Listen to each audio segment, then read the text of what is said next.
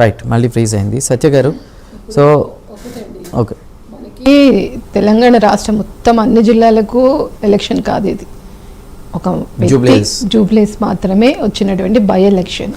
ఈ by election సారాంశం ఏంటంటే, ఇంకా 3 ఏళ్ళు కాంగ్రెస్ ప్రభుత్వం ఉండబట్టి, అసలు యాక్చువల్గా అయితే ఎవరన్నా ఒక సిట్టింగ్ ఎమ్మెల్యే చనిపోతే అందరూ కూడా ఏకగ్రీవంగా వాళ్ళ కొడుకు కన్నా ఒక భార్య కన్నా ఇవ్వడం అన్నది మనకున్నటువంటి రాజకీయ సంస్కృతి.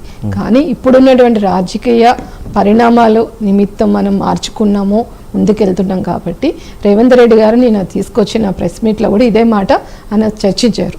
ఏమని, అసలు ఎవరైనా కూడా రాజకీయ విలువలు ఉంటే ఏకగ్రీవంగా వాళ్ళ సతీమణికి ఇవ్వాలి అని.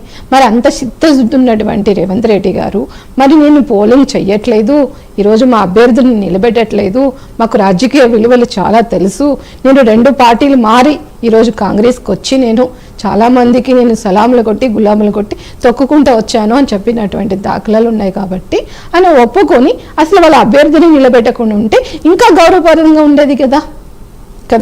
కానీ ఈరోజు నిలబెట్టడమే కాదు, మనకందరికీ తెలిసిందే కాంగ్రెస్లో డబ్బులు ఇచ్చి మనం ఈరోజు సీట్లు కొనుక్కొని ఒక కొత్త సంస్కృతి తీసుకొచ్చారు. ఈరోజు అదేవిధంగా మన అభ్యర్థి ఎవరైతే ఉన్నారో నవీన్ యాదవ్ గారిని తీసుకురావడము, ఆయన మళ్ళీ తీసుకొచ్చి, అంటే మీరు తీసుకొచ్చినటువంటి 6 గ్యారెంటీల గురించి ఇప్పుడు ఎవరు అడిగినా కూడా వాళ్ళని వ్యక్తిగత దాడులు చేయడము, వాళ్ళ మీద కక్షపూర్వక చర్యలు చేయడము, పోలీసులతో హౌస్ అరెస్టులు చేయించడము, ఇలాంటి సందర్భాలు మన తెలంగాణలో చేస్తున్నారు. ఈ జూబ్లీస్ బై ఎలక్షన్ అన్నది ఇంకొక 24 గంటలు అయితే అయిపోతుంది. ఓటమి గెలుపులు అన్నది ఎవరికైనా కూడా ఒక ఓటరు ఒక నాడు అన్నది ఎవరు చెప్పలేని పరిస్థితి. ఎందుకంటే తెల్లారితే మనం ఓటు ఎవరికి వేయాలన్నది వాళ్ళ యొక్క విచక్షణకి ఉంటుంది తప్ప, మనం ఇచ్చే డబ్బుల మీదనో లేదంటే ఏదో నాయకుడు వచ్చి బలోపేతం చేస్తేనే ఈరోజు ఓటర్స్ వేసే పరిస్థితిలో జూబ్లీస్ అస్సలు లేదు. ఎందుకంటే ఏ అభివృద్ధికి ఏదన్నా నేర్చుకొని ఒక నియోజకవర్గం ఉందంటే అది జూబ్లీస్. ఇంతమంది మారినా కూడా ఈరోజు మనం చూస్తే జూబ్లీస్లో జరిగినటువంటి అవినీతి కావచ్చు, జూబ్లీస్లో ఉన్నటువంటి నిర్లక్ష్యపు పాలన కావచ్చు, జూబ్లీస్లో ఉన్నటువంటి పేదవాళ్ళు కావచ్చు, అదేవిధంగా ఎంతోమంది ఇండస్ట్రీస్ కావచ్చు, మా తెలుగు ఫిలిం ఇండస్ట్రీ కావచ్చు, ఇలాగ మనం మాట్లాడుకుంటా పోతే చాలా ఉంటుంది చాంతాడంతా. కానీ ఈరోజు మహిళా ఓట్లు అన్నది బయటకు వచ్చి వేయడానికి మహిళలు కంకణం కట్టుకుని ఉన్నారండి. ఈరోజు నేను ఓపెన్గా ఛాలెంజ్ చేస్తున్నా, మహిళా ఓటు అన్నది ఈరోజు బీజేపీకి ఎంత శాతం పెరుగుతుందో మీరే చూడండి.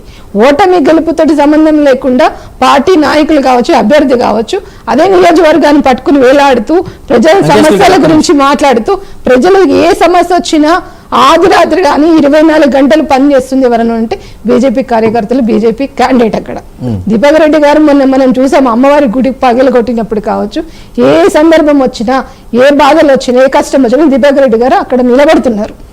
ఈరోజు మాకు ఓటమి గెలుపుతో మాకు సంబంధం లేదు, మేము ప్రతిసారి బై ఎలక్షన్ కు మేము నిలబడాలి.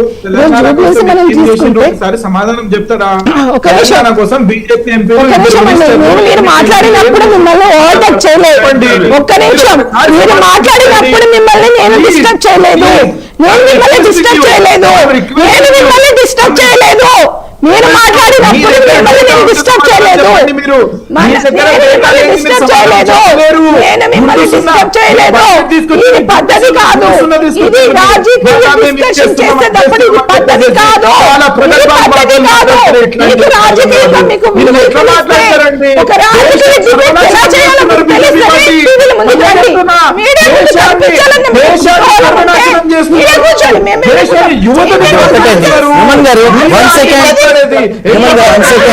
తెలంగాణకి బీజేపీ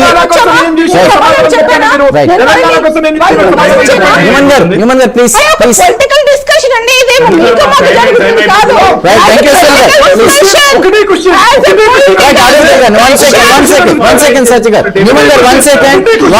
వారి సమయం అవుతుంది, వారు ఏదో మాట్లాడాలనుకుంటున్నారు. వెంకటేశ్వర గారు చెప్పండి.